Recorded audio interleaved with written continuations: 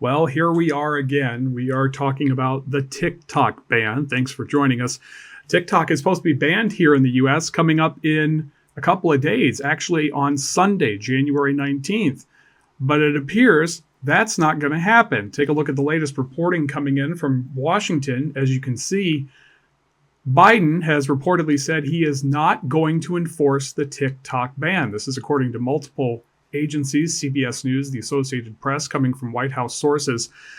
Because the president is leaving office one day later, it sounds like he's going to leave the decision up to the Trump administration, although it doesn't appear that Trump has any choice but to enforce the ban because this was a ban enacted by Congress. So that is something that's a little bit up in the air. And what makes this a little bit more complicated is the fact that the president has invited the head of TikTok America to his inauguration in a prime seating area. Clearly, President Trump has done a bit of about face after joining TikTok and now wants to keep it.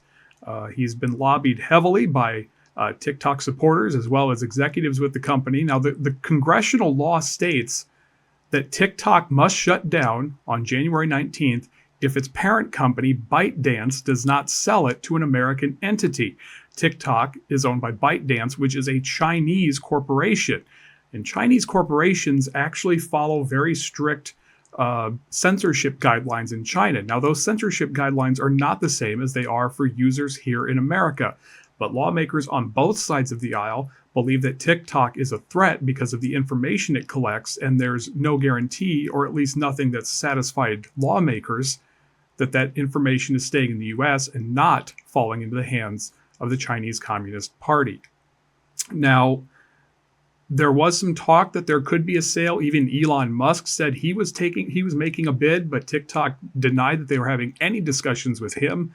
They seem to be fighting this, as well as a case in the Supreme Court, trying to get this law at least paused, if not overturned. Now, with many users of TikTok actually saying goodbye to the platform, assuming it will be banned here in the US in the coming days, many have been going to another platform called RedNote. Well, guess what? RedNote is also owned by a Chinese company.